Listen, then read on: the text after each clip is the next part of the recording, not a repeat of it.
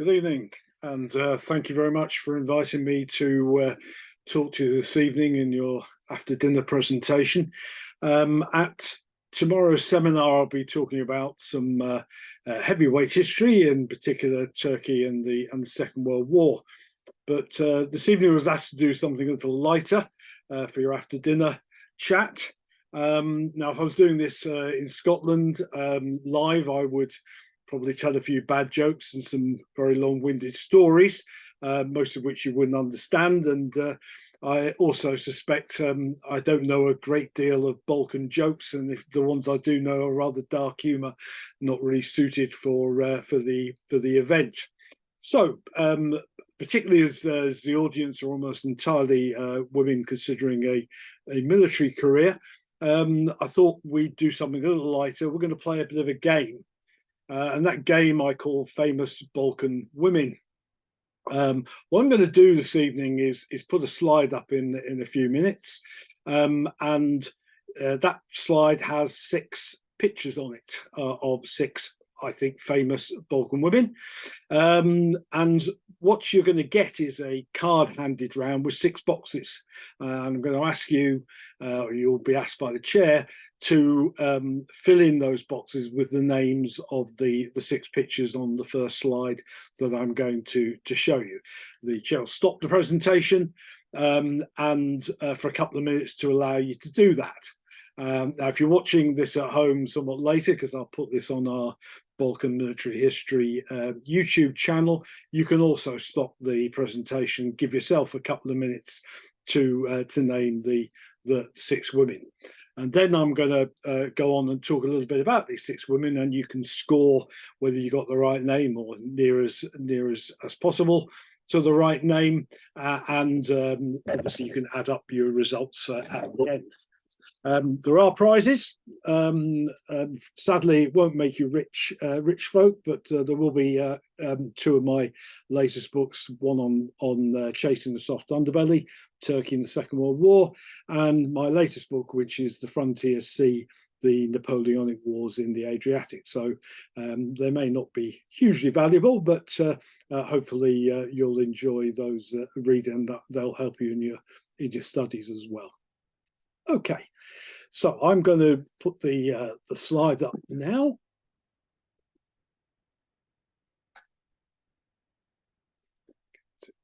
Screen.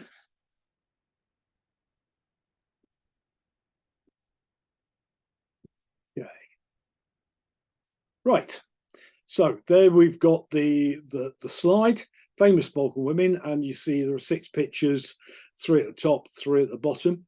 And the chair will stop the presentation at this stage for a couple of minutes. As I said earlier, I just want you to write down in the 6 boxes the names of who you think these 6 Balkan women. I should say, when I say Balkan, it doesn't mean they were necessarily born in the Balkans, but they all have very strong connection to the Balkans, or at least countries within the Balkan Peninsula or southeastern Europe. Stop there. Okay, welcome back. What I'm going to do is run through the 6 people chronologically in terms of their lives. And the first one in the top right-hand corner is Queen Olympias, who lived between 357 and 316 BC. She was the wife of Philip II of Macedon, and was the mother of Alexander the Great, probably one of the most famous military commanders of all time. She didn't always get on too well with her husband. It was a political marriage, and at one occasion had to flee the court with Alexander back to her home state of Epirus. She probably conspired. They actually made up, and they came back, and Alexander was put back in the succession.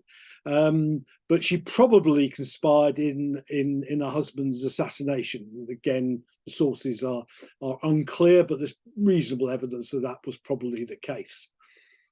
She was certainly a strong influence on Alexander. He tried to keep her out of politics, but certainly when he was invading Persia and his campaigns, she had a strong role back in Macedonia. After he died, of course, she actually went back to Epirus to become the regent after her brother's death, leaving his young son as the king. So she actually ruled the country, not just Macedonia, but Epirus on a later time. She actually later on invaded Macedonia with an Epirot army to support her grandson's claim to the Macedonian throne. That was successful at the start, but then failed, and she was eventually captured. And despite being supposed to be released as part of the siege, wasn't, and was eventually stoned to death by, it has to be said, one of her many victims. So, very strong woman to start off historically. Yes, a queen, but more than just a queen in terms of she was actually a ruler and a political influence in her own right. So that's why she gets into my list of 6 Balkan women. Next one is probably a little trickier. That's Queen Tuta, 231 to 228 BC. She was an Illyrian queen. It actually means mistress of the people. She was the ruler of the Ardanian kingdom, which is one of a number of Illyrian tribes, roughly around the area of modern Albania, central Albania, northwards. And she was essentially the regent for her stepson. The picture we've got of her is a statue in the Skanderbeg Museum in Albania. How accurate it is, we really don't know, but it's quite striking carving and nothing else. She and the state had a reputation as pirates, and they essentially did that all up and down the Dalmatian coast and down into Greece. She also invaded neighbouring areas and went as far as the Peloponnese in Greece with her armies. The Romans didn't take kindly to pirates interfering with their trade and commerce, and after some threats, they eventually invaded her kingdom in a fairly large way, some 20,000 Roman troops. This is the Roman Republic, of course, that did this, and it took them some time to defeat her by knocking one fortress after another. Obviously, as always with ancient sources, they're not wholly reliable, particularly where women are concerned. Historians are, particularly in her case, have obvious misogyny. Polybius, who's our main source, said, as with a woman's natural shortness of view, she could see nothing but the recent success. Not something we'd see today, but I think it does reflect. So, what she was actually like is difficult to know, but clearly, again, a ruler in her own right, not simply a normal queen consort. Next one is probably one of the more recognisable of the 6. The mosaic rather gives it away, so I would expect this one to be probably a lot more people to get than the other 6. This is Empress Theodora, who lived between 500 and 548 AD. She was the wife of the Emperor Justinian, probably one of the most famous and probably most successful Byzantine emperors, or Roman as they would have called themselves, and was more than just the empress. She was one of his chief advisors. Justinian said of her, she was my partner in my deliberations. So I think what we get from the sources as far as Theodora is concerned, that it was a genuine partnership and she wasn't just a consort. Interestingly, though, she didn't come from the normal wives of Byzantine emperors. She wasn't from the senatorial class. She wasn't that lowly born, but a family came to Constantinople and they were on very hard times indeed. She worked in a brothel and she was an actress before she met Justinian, and he married her. She's famous for a lot of things, but probably earlier on, what were known as the Nika riots, where essentially the various factions in Constantinople, the blue and the green factions, fought against each other, and she was deemed to have been supporting one faction. things got out of hand, and certainly Justinian's advisors advised him to flee the city. She was the one who told them to hold firm. There are some speeches which we're not sure how accurate they are, but certainly she was very, very, very strong in that. And the army recovered and recaptured the city, although a lot of damage was done, which she took part with Justinian in rebuilding the city. 25 churches, many other public buildings, and the most famous, of course, is the Hagia Sophia, which, of course, you can see today if you visit modern Istanbul in all its glory. She was a champion of women's rights, which is not something you could say very often about ancient rulers of any gender. In particular, she championed property rights for women, and she introduced the death penalty for rape. Theodora is a saint in the Eastern Orthodox Church, or a more fun fact is that if any of you have played the Civilization computer game, I'm not a big fan of computer games personally, I'm a war gamer, but I have played Civilization, and fun fact is that she's the leader of the Byzantine faction in several versions of that game. Okay, the next one, again, I think is probably more, particularly I suspect tonight's audience will be more familiar, at least with the painting of this, and that's of Roxolana, 1533 to 1588. Sadly, the picture's probably fictitious. It was painted by Titian. He certainly never visited Istanbul. It was at best it was a sketch, and certainly men wouldn't have been allowed in the harem even if he had done to paint her. But it's a fantastic painting, but one of many, not all of which look the same, it has to be said. She was renamed Hurrem Sultan and was the wife of Suleiman the Lawgiver, as he's known in Turkey. In the West, probably better known as Suleiman the Magnificent, probably the most famous and arguably one of the most successful Ottoman sultans. She was born in modern-day Ukraine, it was Poland at the time, and was captured in a Tartar slave raid and ended up in Istanbul. Arguably the most influential woman in Ottoman history. I think many historians would argue that. She lived through an era known as the Sultans of Women. She was more than just his consort and his legal wife. Again, quite unusual for a slave, and usually legal wives were brought in as noble wives. But she was clearly the Sultan's advisor on a range of things, and we know she even wrote diplomatic letters in her own name because some of them exist.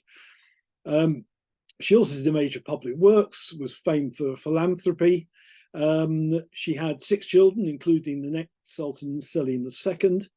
It'd be fair to say, again, we've got to be careful. The sources are not strong, but she was probably not a woman of cross. This was a tough existence. The politics of the harem were not to be messed with. Certainly, the chief, the Grand Vizier Ibrahim, who was executed by Suleiman, she probably had a role in his downfall. They were not allies. And the same could be said for Mustafa, who was another son of another wife, and obviously she would want to make the way for her own son. In this case, or one of her sons. Eventually, it was Selim II, but Mustafa was executed as well, and there's some evidence that she had a role, at least in that. But I think her general deviousness, etc., is often quoted in some sources is probably exaggerated. But she was certainly a strong character, and rose from slave girl to, as we said, the most influential woman probably in the Ottoman Empire. Next one's a bit tongue-in-cheek, to be honest. Certainly not a role model for anybody in the room. It's Countess Elizabeth Bathory, who lived between 1560 and 1611. She was the wife of a Hungarian count whose name I'm not even going to attempt to upset any Hungarians with. But she was given as a wedding gift a castle, which you can see today at Szigeti, I think that's pronounced, in the little Carpathian Mountains. She certainly managed those estates while her husband, the Count, was at war, which he was. This was a period of the Long War with the Ottoman Empire. And she was certainly tasked with defending the castle, which was on the route to Vienna. She didn't actually get besieged, but could well have done at any stage. After his death in 1604, she was accused of murdering various numbers, but the maximum was 650 victims, and also accused of bathing in their blood. How true this is very doubtful, certainly in my view and the view of others. The evidence for this is based on rumour and torture of servants.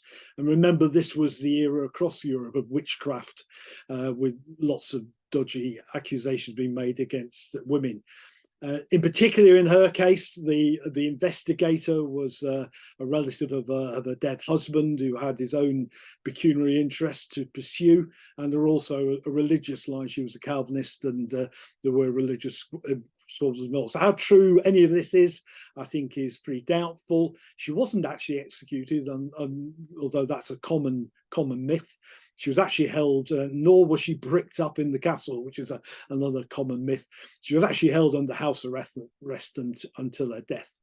Of course, she exists today in popular fiction, not least as Countess Dracula in several films.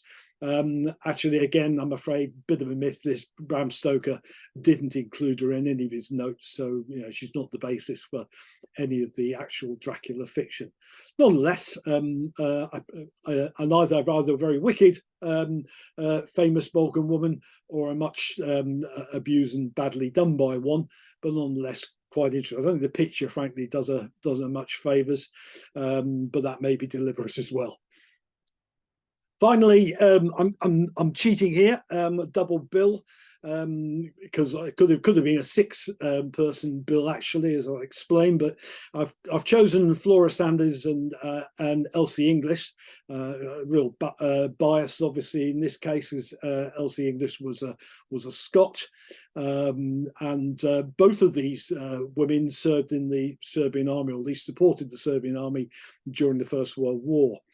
Flora Sanders in a very active role. She started as a volunteer ambulance staff, but then she enlisted in the Serbian army. She didn't hide this. It wasn't one of the many cases throughout history of women pretending to be men.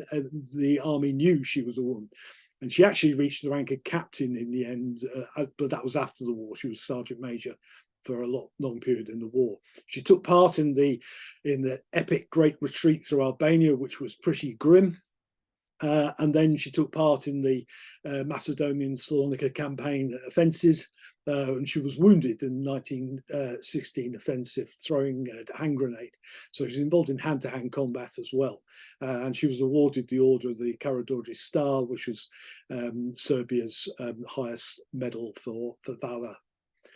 Elsie English is slightly different. She was a Scottish doctor, which for the time itself was pretty unusual. She became a doctor studying at Edinburgh University. There weren't a lot of women doctors in this time. And she was also a suffragette, which, if you're not aware, is basically a campaigner for women's right to vote in the UK. This was a very active campaign, particularly of sort of middle-class educated women at the start of the 20th century.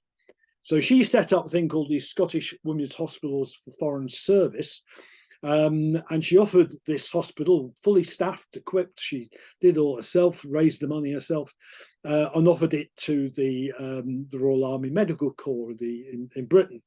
But was told by that service, "My good lady, go home and sit still." You can almost hear the pompous general, or whatever he was, saying that. That didn't deter her. She was made as stern as stuff was our Elsie. She went to France with it. The French weren't quite so stuffy as the British on these things, and then she ended up in Serbia, where she supported certainly the later campaigns before Serbia was defeated, and she was actually captured by the Austro-Hungarians, kept in captivity, but later allowed to return to Scotland, where she finished her service. She was awarded the Serbian Order of the White Eagle, again the first woman ever to receive that prestigious honour. So there's a couple of pictures of them there, and the stamps in the corner are a good example of how these people are. These very strong women are remembered today. These are Serbian stamps. And each year there's a commemoration service which the British ambassador organises with the Serbian military to remember particularly Elsie Ingers, but also the other women listed on those stamps who supported the Serbian army at its time of greatest need. So that's it. So I hope now you'll be able to tick off your boxes, see how well you did. I'd be mightily impressed if you got to as far as 6 or 6. I'd be astonished, frankly, and very well done if you have. A couple are probably relatively obvious, particularly Roxana and Theodora, but the others probably are not household names, or at least household pictures.